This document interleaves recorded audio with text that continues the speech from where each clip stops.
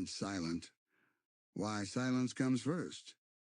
Listen, there was a night so quiet that ancient writers said it terrified believers. More than suffering ever did, because nothing happened. No sign, no voice, no comfort, just silence. And here's the part most people never hear. That silence wasn't rejection. It wasn't punishment. It wasn't God walking away. It was the test that comes before everything changes. Almost every person who ever stepped into purpose first walked through a season where heaven said nothing at all. And this is what makes it unsettling. Silence doesn't break faith immediately. It slowly exposes what kind of faith you have. If you've ever prayed and felt unheard, waited and wondered, or asked quietly, God, are you still there? Stay with me, because what that silence is doing to you may be preparing you for something you're not ready to receive yet. There are nights that pass quickly, and then there are nights that stretch. The kind of night where time feels heavier, where thoughts grow louder, where silence presses against the chest. Ancient faith communities spoke about this kind of night in quiet voices, not because it was rare, but because it was unavoidable. They called it the waiting night, the night when belief is no longer supported by emotion, the night when memory carries more weight than feeling, the night when heaven feels distant. And here's the unsettling part. Almost everyone who ever mattered in the story of faith walked through this night, not as a mistake, not as punishment, but as preparation. In the ancient world, prayer was not casual. It was rhythmic, intentional, expected to produce response. When people prayed, they listened. They expected reassurance, a sign, a sense of peace. But then came a season when prayers rose and nothing came back. No echo, no warmth, no inner certainty, just words falling into stillness.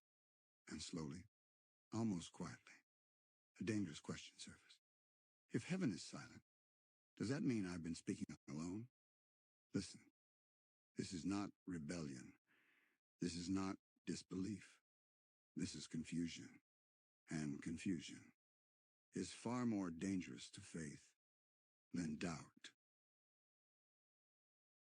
Ancient writings describe silence as something that feels intentional. That's what makes it painful. If heaven were loud with rejection, people could respond. But silence leaves no direction. You don't know whether to wait, or change, or stop. So the heart begins to interpret. And interpretation without clarity always turns inward. What did I miss? What did I do wrong? Why does it feel like everyone else hears something I don't? And here's the thing. Silence often feels selective. Others seem blessed. Others seem answered. Others seem heard. And this creates a quiet fracture inside the soul. Ancient wisdom reveals something most people don't expect. Silence usually does not come at the beginning of belief. It comes after commitment, after obedience, after consistency, after sacrifice. And that's why it hurts more. I did everything right. So why does it feel like heaven stepped back? But ancient teachers explained it differently. Silence is not withdrawal. It is transition. Here's something ancient writers were brutally honest about. Silence gives space for another voice. Not an evil one, not a divine one, your own. And for the first time, faith must confront self-dialogue, without signs, without feelings, without confirmation. And that is terrifying, because belief is no longer external. It becomes internal. And many people discover they never learned how to carry faith alone. If this feels familiar, that's not coincidence. This story is ancient, but it is also present, and we are only beginning. There is always a moment when silence stops being theoretical and becomes personal. Not a concept, not a lesson, a lived experience. Ancient writings describe one such figure. Not a king, not a prophet, just a faithful soul. Ordinary, consistent, devoted. Someone who did everything they were taught to do. And that is what makes this part of the story uncomfortable. Because silence did not come after rebellion. It came after faithfulness.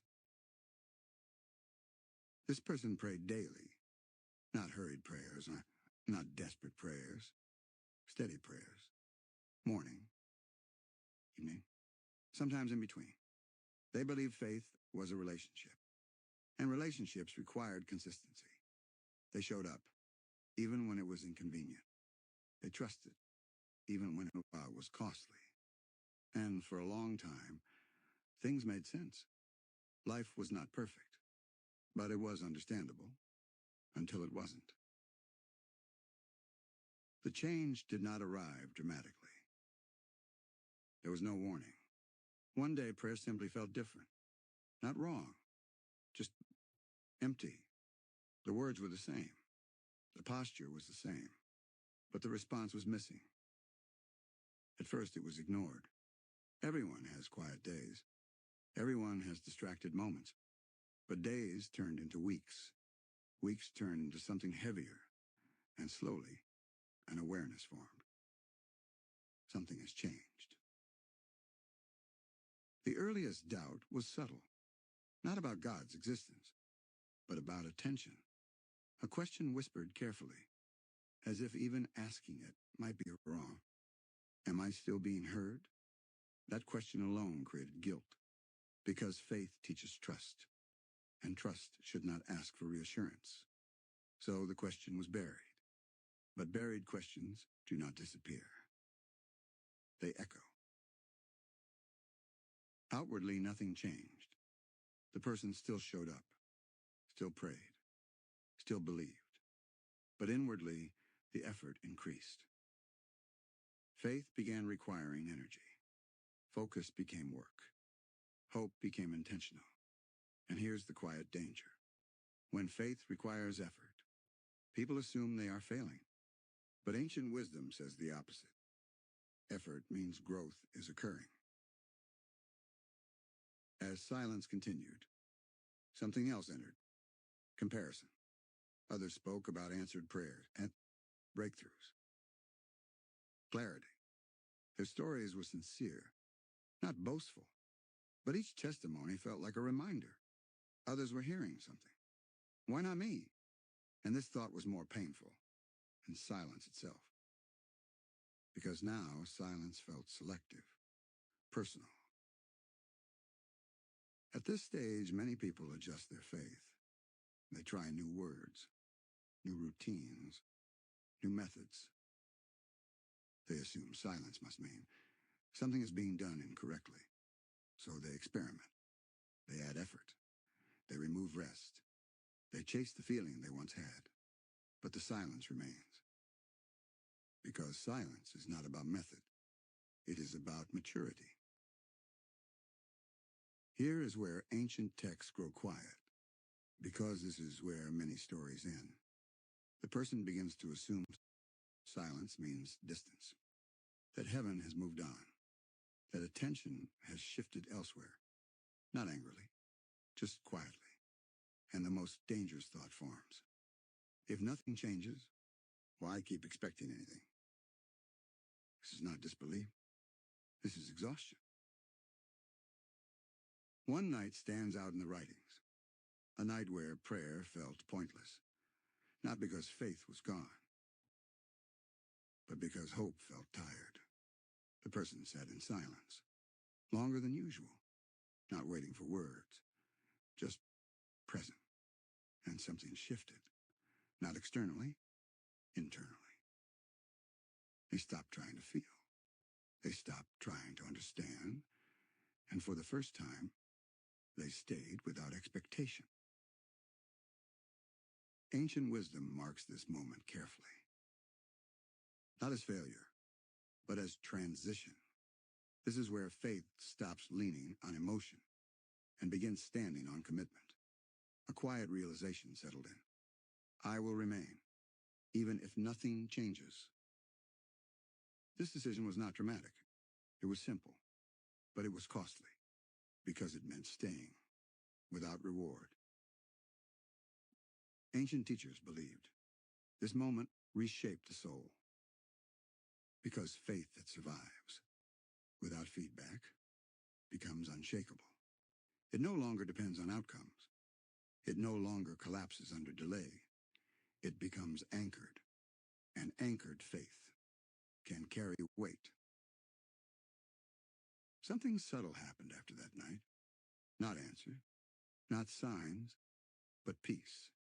Not relief, stability. The silence was still there. But it no longer felt threatening, because faith was no longer asking to be proven. It was choosing to remain. If you are listening to this and recognizing yourself, you are not behind. You are not forgotten. You may be standing in the exact moment where faith deepens, not loudly, quietly. Because what happens next is where silence begins to serve a purpose, where unseen preparation starts producing visible strength, and where ancient wisdom explains why silence often lasts, right up until the moment everything changes. Take a breath. We are still in the night, but dawn is closer than it feels. What silence is doing when nothing seems to change. Silence has a reputation it doesn't deserve. People think silence means nothing is happening. Ancient wisdom says silence usually means something important is happening out of sight. This is the part of the story where impatience grows dangerous, because the surface looks unchanged. The prayers sound the same. The days move forward. The silence continues, and the mind begins to whisper, if this mattered, something would look different by now. But ancient teachers warned against that assumption, because the most important work rarely happens where it can be seen. Think about the ancient world. Foundations were dug deep. Before buildings ever appeared, roots grew underground, long before fruit showed on branches. No one celebrated those stages. They were hidden, messy, unimpressive. But without them, nothing lasting could stand. Silence works the same way. It doesn't announce progress. It builds it quietly. Ancient wisdom explains this clearly. Silence slows visible progress, so internal strength can catch up, because visible advancement, without inner readiness, creates collapse. People are often prepared for success emotionally, but not structurally. Silence reinforces the structure. It teaches patience, without applause, consistency, without reward, trust, without reassurance. And that kind of formation cannot be rushed. Here is a painful truth. Ancient teachers repeated often, feeling stuck does not mean being stagnant. It means growth has shifted locations, from outward results to inward formation. And inward formation feels uncomfortable because it removes distraction. Without visible progress, there is nothing to celebrate. Without feedback, there is nothing to lean on. Faith must now exist for its own sake. Silence creates uncertainty. Uncertainty invites interpretation. And interpretation often becomes accusation. People accuse themselves. I'm not doing enough. I'm missing something. I must be failing. But ancient wisdom responds gently. You are not failing. You are being strengthened. The absence of feedback is not rejection. It is restraint. Because premature confirmation can weaken resolve. One of the most repeated warnings in ancient texts is this: do not demand signs during silence, because signs replace trust, and trust is the very thing silence is meant to produce. Signs can inspire, but trust sustains. Silence removes crutches, so faith can stand on its own. Something subtle begins to happen. After enough time in silence, faith stops asking. When? It stops asking. How long? It stops negotiating. Instead, it settles, not into resignation, into resolve. A calm decision forms. I will remain steady, whether clarity comes or not. This is a turning point, not outwardly, inwardly. And ancient wisdom says, this moment matters more than visible breakthrough. Silence isolates, not because others leave, but because experience becomes difficult to explain. You can't describe waiting without answers. To someone who hasn't lived it, advice starts sounding hollow. Encouragement feels distant. So people stop talking about it. They carry it quietly. And this quiet endurance shapes character in ways celebration never could. Ancient teachers describe the result of silence with one word: weight. Not heaviness. Weight. The kind of strength that can carry responsibility without panic. The kind of faith that doesn't collapse under pressure. The kind of stability that remains calm when everything accelerates. Silence is building that weight, even if you can't feel it yet. Here is a truth rarely spoken plainly. Some futures require silence, because noise would interfere with formation, because affirmation would inflate ego, because clarity would shortcut growth. So silence protects the future by slowing the present. And ancient wisdom insists those who survive this stage are entrusted with more. If it feels like nothing is changing, look again. You are becoming someone who does not need constant reassurance. To remain faithful, someone who does not panic when answers delay, someone who can stand without leaning. That is not stagnation. That is preparation. Ancient writings note something subtle. Right before silence ends, it often feels longest, not because it has increased, but because endurance has matured. You are now strong enough to notice the weight of waiting, and that awareness means change is near. Stay here for a moment. We are still in the night, but the shape of morning is beginning to form. And next, we approach the most dangerous part of silence, the point where most people quit, just before everything changes. The breaking point where most people quit. There is a point in silence that ancient wisdom treats with great seriousness. Not the beginning, not the middle, the edge, the moment just before change. This is the point where silence feels unbearable, not confusing anymore, not mysterious, heavy.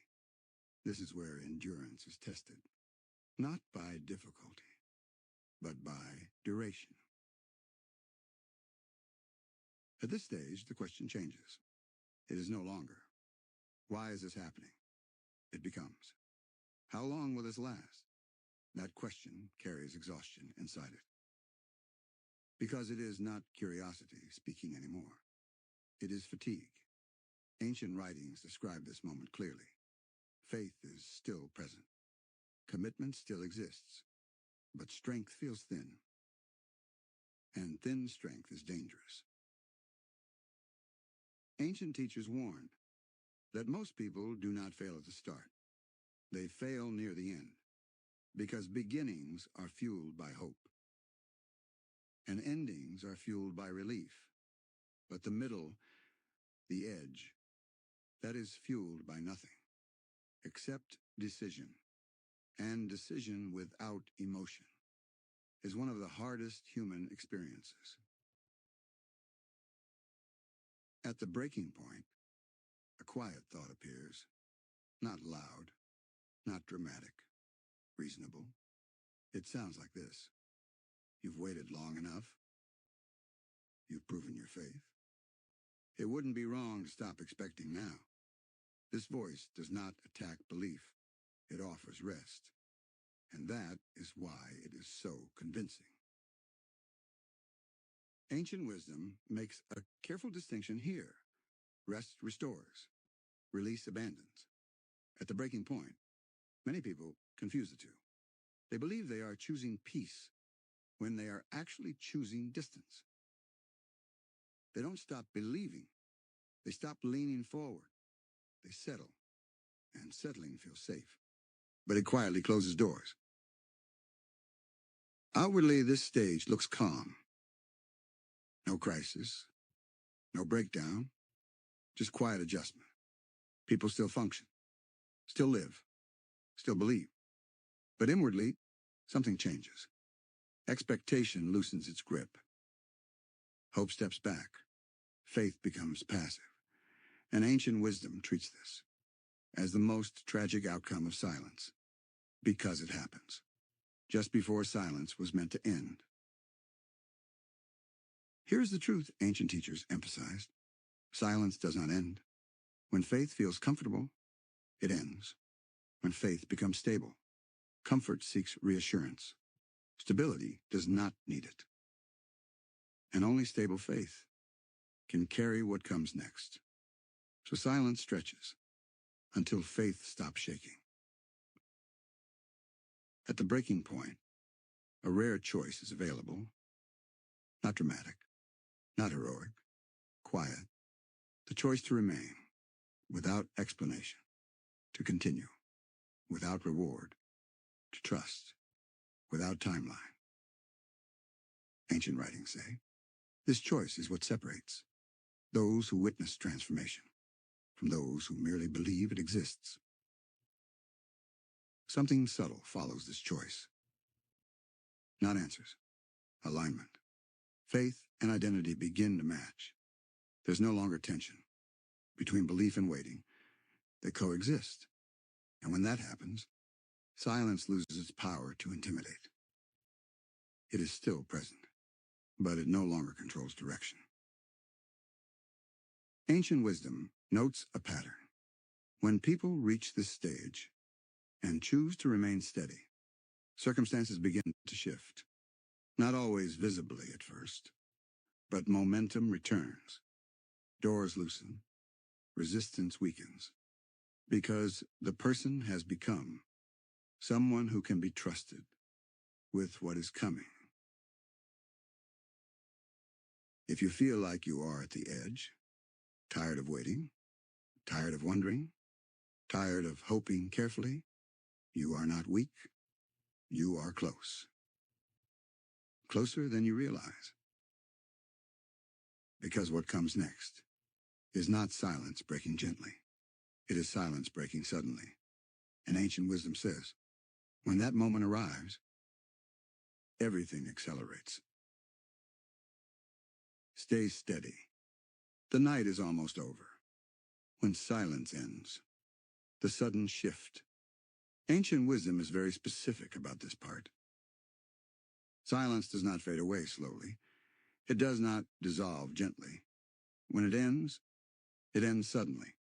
Not because heaven changes its mind, but because the person has changed. Those who endure silence long enough often stop expecting it to end. They settle into steadiness. They stop scanning the horizon. They stop listening for echoes. And that is when change comes. Unexpected, unannounced, undramatic at first. Ancient writings say this is intentional because anticipation can distort reception, and silence prepares the heart to receive without panic. From the outside, it looks sudden. One moment, nothing is happening. The next moment, everything moves. But ancient wisdom reminds us, nothing happened suddenly. Everything happened gradually, out of sight. Silence was not emptiness. It was accumulation. And when the container is full, movement begins. Here is something ancient teachers emphasize carefully. The first sign that silence has ended is rarely external. It is internal. Clarity does not rush in. Confidence does. A calm assurance replaces effort. Decisions feel lighter. Direction feels obvious. Not because answers were shouted, but because fear no longer interrupts understanding. After long silence, movement feels strange, almost unfamiliar. Opportunities appear. Doors open. Conversations shift. Timing aligns, and people often ask, why now? Ancient wisdom answers quietly. Because now you are ready to move without losing yourself. Another pattern appears again and again. What was delayed often accelerates. Not to reward patience, but because patience built capacity. The waiting was not wasted time. It was training. So when movement begins, there is no need to hesitate. The soul is prepared.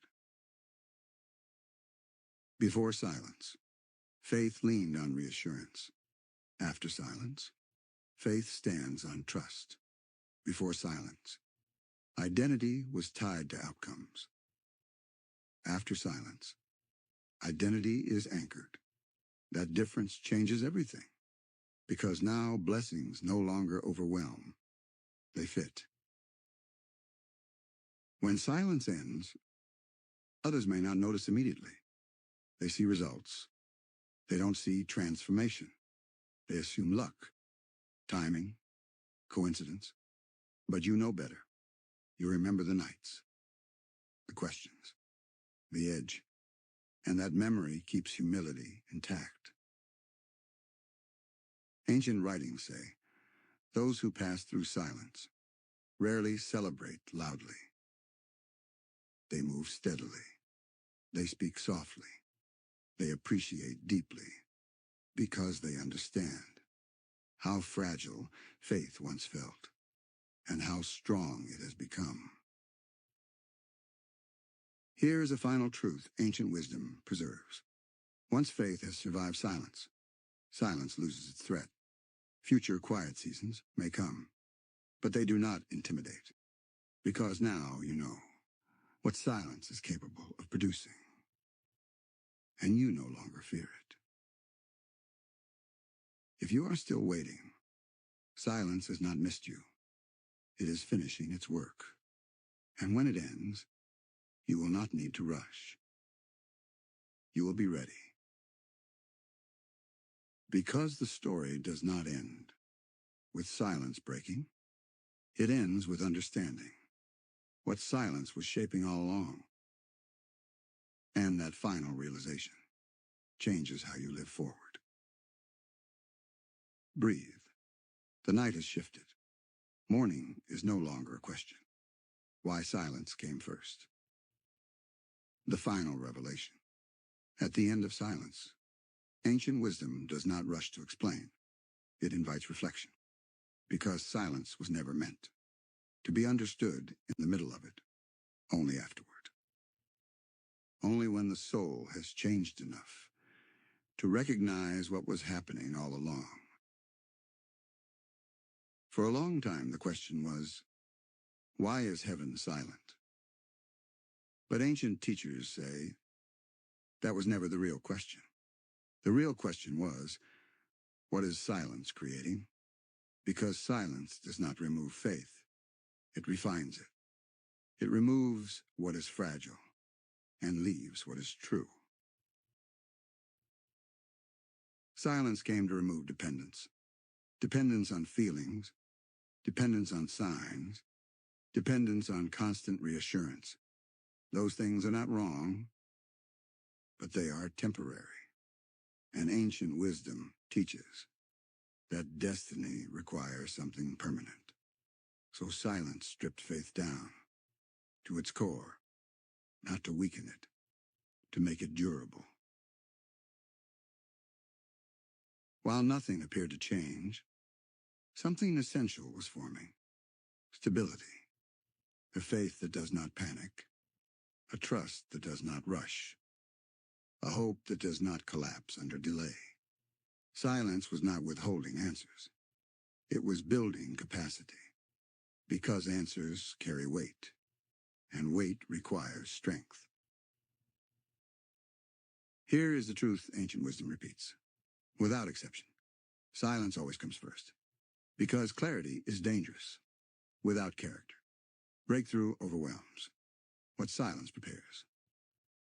So silence arrives ahead of time, not to test cruelty, but to ensure survival. Most people pray for silence to win. Few realize silence itself was the gift. Because silence gave you something. Nothing else could. Depth. You learned how to remain. Without certainty. How to trust. Without control. How to stand. Without applause. It changes a person forever. After silence, faith becomes quieter, but stronger. It no longer needs to prove itself. It no longer competes. It simply remains. And that kind of faith cannot be shaken easily, because it has already survived the absence of everything it depended on. Silence was never heaven stepping away. It was heaven stepping back to let something grow. And when that growth was complete, silence no longer had a reason to stay. If you are listening right now, when silence still surrounds you, do not rush. Do not retreat. Do not assume absence. What is forming in you cannot be rushed without damage. Silence comes first. So what comes next does not destroy you. If this story found you in a quiet season, you are not alone. And this channel exists for moments exactly like this. Subscribe to the Soul Spire so you don't have to walk. The silent seasons alone. Share this message with someone who is waiting, someone who is questioning, someone who needs to know that silence is not the end. It is preparation. Because silence is only the beginning. Ancient wisdom speaks of 3 delays that follow silence, 3 moments that decide whether waiting turns into destiny or fades into frustration. And that story come next. May your waiting deepen you. May your silence strengthen you.